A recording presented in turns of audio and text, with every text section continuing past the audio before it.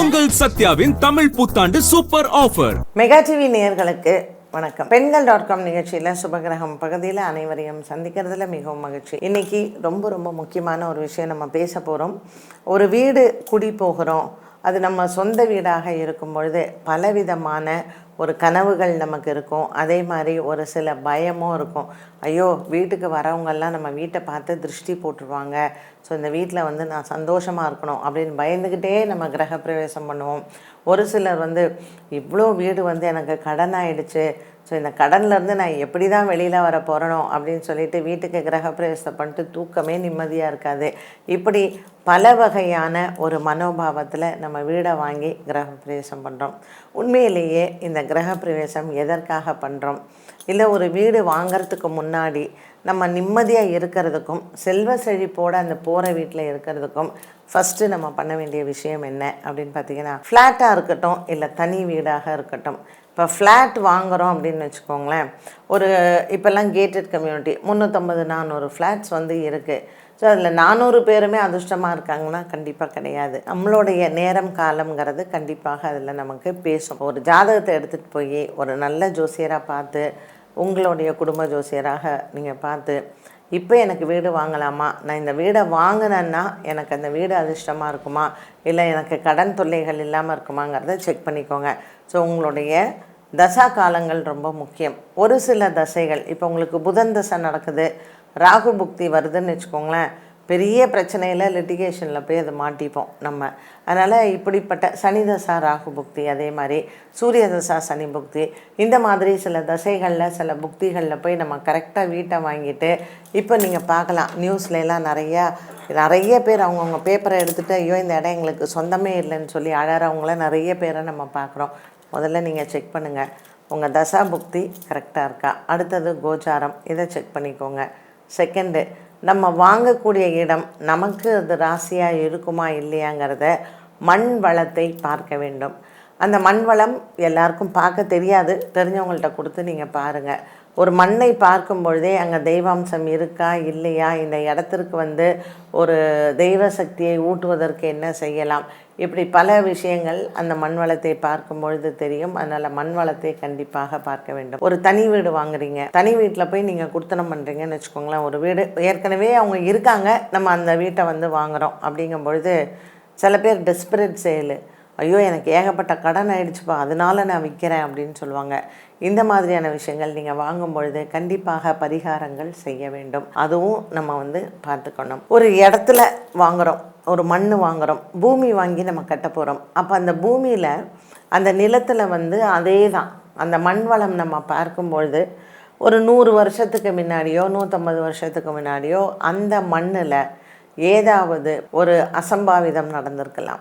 அங்கே வந்து தெய்வ சக்தி இல்லாமல் அமானுஷ்ய சக்திகள் இருந்திருக்கலாம். ரெண்டாவது வந்து நம்ம கவனிக்க வேண்டியது என்ன அப்படின்னு பார்த்தீங்கன்னா, இந்த மாந்திரிகள்லாம் பண்ணுறாங்க பார்த்தீங்களா, அவங்க என்ன பண்ணுவாங்கன்னா, ஒரு புறம்போக்காக ஒரு இடம்லாம் இருக்குதுன்னு வச்சுக்கோங்களேன், அந்த இடத்துல போய் மண்ணை தோண்டி சிலதெல்லாம் புதைச்சி வச்சுருவாங்க மாந்திரீகம் பண்ணும்பொழுது. அப்போது ஒரு 50 வருடம் கழித்து அந்த இடங்கள்லாம் ஒரு பெரிய ரியல் எஸ்டேட்காரங்க வாரங்கிறாங்க, பிளாட்டு போடுறாங்க. அப்போ ஒரு 50 வருடம் முன்னாடி அந்த இடத்துல ஒரு மாந்திரீகம் பண்ணதை புதைச்சது யார் பார்க்க போகிறா இல்லையா, இல்லை யாருக்கு அதை பற்றி யோசிக்க கூட மாட்டாங்க. நம்மளுடைய கெட்ட நேரம் ஒரு 150 பிளாட்டு போட்ட இடத்துல நம்ம போய் அந்த பிளாட்டை வாங்குவோம். அப்போது பக்கத்து வீட்டுக்காரன் நல்லா இருக்கானே, நான் மட்டும் ஏன் இப்படி ஆயிட்டேன் அப்படின்னு சொல்லிட்டு நம்ம யோசிப்போம். ஸோ இந்த மாந்திரீகம் சம்பந்தப்பட்ட விஷயங்கள் புதைக்கும் பொழுது மண்ணில் எப்போவோ யாரோ 100 வருஷம் முன்னாடி கூட அதை செஞ்சுருக்கலாம். இப்போ நீங்கள் நினைக்கலாம் இதுக்கெல்லாம் உயிரோட்டம் இருக்குமா அப்படின்னு சொல்லிட்டு, அவங்க எப்படி அவங்க என்ன செஞ்சுருக்காங்க, என்ன அளவில் அந்த மாந்திரீகத்திற்கெல்லாம் எவ்வளோ தூரம் சக்தி இருக்குது அப்படிங்கிறது ஒரு இதை நம்ம பார்க்கணும். அதனால தான் ஒரு மண் வளத்தை பார்க்க வேண்டும். அதுக்கு சப்ஜெக்ட் தெரிஞ்சவங்க மட்டும்தான் அதை வந்து பார்க்க முடியும். அதில் தெய்வாம்சம் இருக்கா இல்லையா, அந்த இடத்துல யாராவது மரணங்கள் ஏற்பட்டிருக்குதா, ஒரு இரத்த காவு ஏற்பட்ட இடமா, இந்த மாதிரியான விஷயங்கள்லாம் நிறைய இருக்குது. நீங்கள் பில்டிங் வாங்கும்போது இதெல்லாம் கண்டிப்பாக பார்க்கணும். ஸோ ஒரு கிரகப்பிரவேசம் பண்ணுறோம். இப்போ கிரகப்பிரவேசம் எதுக்காக பண்ணுறோம், நம்ம அந்த வீட்டில் வந்து மரம் வந்து நம்ம நிறைய பயன்படுத்துகிறோம். இந்த மரம் எல்லாம் எங்கேருந்து வரும், காடுகள்ல இருந்தும் எங்கேருந்தோ நமக்கு மரத்தை வெட்டி கொண்டு வராங்க. அப்போ அந்த மரங்கள்லேயுமே ஒரு விதமான அமானுஷ்ய சக்திகள் எங்கே வேணாலும் இருக்கலாம். அப்போ நம்ம வீடுகளில் அந்த மரத்தை நம்ம யூஸ் பண்ணும்பொழுது இப்போ நமக்கு கண்ணுக்கு தெரியாத ஒரு சில சக்திகள் அப்படிங்கிறது இருக்கும் இல்லையா, அந்த துர்சக்திகள் நமக்கு நம்ம வீட்டில் வந்து வாசம் செய்யும் பொழுது நமக்கு ஐஸ்வர்யம் குறையிறது, ஆரோக்கியம் குறையிறது, ஆயுள் குறையிறது, இந்த மாதிரியான விஷயங்கள்லாம் நடக்கும். அதனால தான் நம்ம கிரகப்பிரவேசம் பண்ணுறோம். இந்த மரத்தில் இருக்கக்கூடிய எந்த விதமான துர்சக்திகளும் நம்மளை அண்டக்கூடாது அப்படிங்கிறதுக்காக.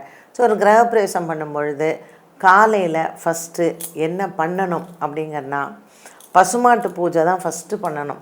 ஒரு மாடு அப்படிங்கிறது 30 முக்கோடி தேவர்களும் பசுமாட்டினுடைய உடம்புல இருக்காங்க. அதனுடைய முகத்திலிருந்து பின்னாடி வால் வரைக்கும். அப்போ அது கண்ணுக்குட்டியோடு சேர்த்து நம்ம அதுக்கு ஃபஸ்ட்டு வீட்டு வாசலில் நம்ம பூஜை பண்ணுறோம். அந்த பூஜை முடிஞ்சதுக்கப்புறம் அந்த பசுமாட்டை கூட்டிகிட்டு வரார் இல்லையா, அவங்களுக்கு மரியாதை செய்யணும்.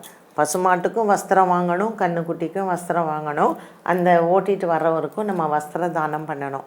இவங்களுக்கு வஸ்திர தானம் பண்ணி இவங்களுக்கு மரியாதை கொடுத்ததுக்கப்புறம் நம்ம வந்து அந்த பசுமாட்டோட யார் அந்த கிரகத்தினுடைய தலைவர், அந்த கிரகம்ங்கிறது வீடு, ஸோ கிரகத்தினுடைய தலைவனும் தலைவியும் அந்த வீட்டுக்குள்ளே அந்த தலைவி போகும் பொழுது ஒரு நிறை குடம், அந்த குடம் வந்து அவளுக்கு அம்மா வீட்டிலேருந்து சீராக கொடுக்கணும்.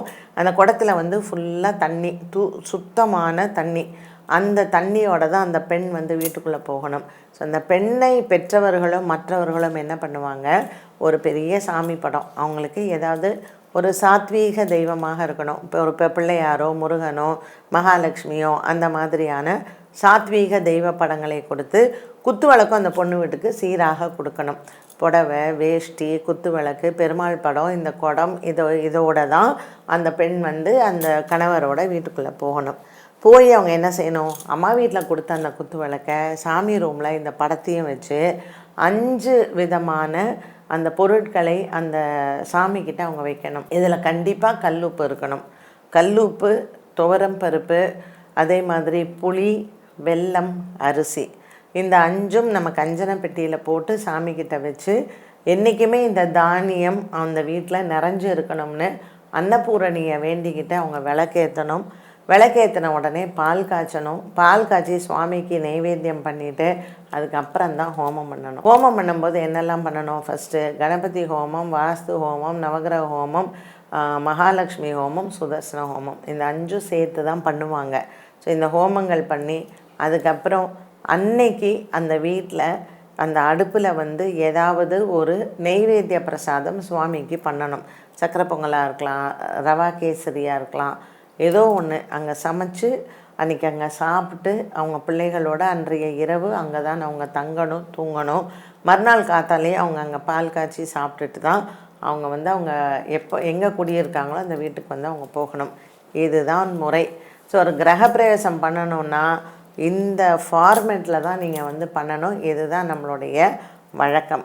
இதில் ஒரு சில வழக்கங்கள் உங்கள் வீட்டில் மாறலாம். ஏன்னா உங்களுடைய குல வழக்குப்படி நீங்கள் பண்ணக்கூடியது நீங்கள் பண்ணலாம். சாஸ்திரங்கள் படி பண்ணணுமா அப்படின்னு கேட்டிங்கன்னா இப்படி தான் பண்ணணும். ஸோ இது வரைக்கும் தெரியாதவங்களுக்கு இன்றைக்கி வந்து உங்களுக்கு ஒரு கிளாஸ் மாதிரி இந்த கிரகப்பிரவேசம் எப்படி பண்ணணுங்கிறத சொல்லி கொடுத்துருக்கு. ஸோ கிரகப்பிரவேசத்துக்கு நமக்கு ஞாயிற்றுக்கிழமையில் கண்டிப்பாக கிரகப்பிரவேசம் பண்ணாதீங்க. அது அந்த வீடு வந்து அவ்வளோவா நமக்கு சுபிட்சமாக இருக்காது. கிரகப்பிரவேசம் பண்ணுறதாக இருந்தால் திங்கக்கிழமை, புதன்கிழமை ரொம்ப உகந்த நாட்கள். இந்த 2 நாட்கள்லேயும் பண்ணுங்கள். முடிஞ்ச வரைக்கும் வியாழக்கிழமையும் வெள்ளிக்கிழமையும் நம்ம அவாய்ட் பண்ணலாம். ஸோ எல்லாருக்குமே அந்த டேட்ஸ் வந்து அவைலபிளாக இருக்காது. ஸோ எல்லோரும் என்ன பண்ணுறோம், ஞாயிற்றுக்கிழமை கூப்பிட்டா எல்லோரும் வருவாங்கன்னு, சண்டே வந்து கண்டிப்பாக அவாய்ட் பண்ணுங்கள். ஸோ ஒரு சூரியன் நாளில் நம்ம வந்து கிரகப்பிரவேசம் பண்ணால் அந்த வீட்டில் வந்து ஆரோக்கிய குறைபாடுகள் அதிகமாக இருக்கும். என்ன நேயர்களே, இன்றைய பெண்கள்.com நிகழ்ச்சியில் சுபகிரகம் பகுதியில் நிறைய தகவல்கள் நீங்கள் தெரிஞ்சுக்கிட்டீங்க.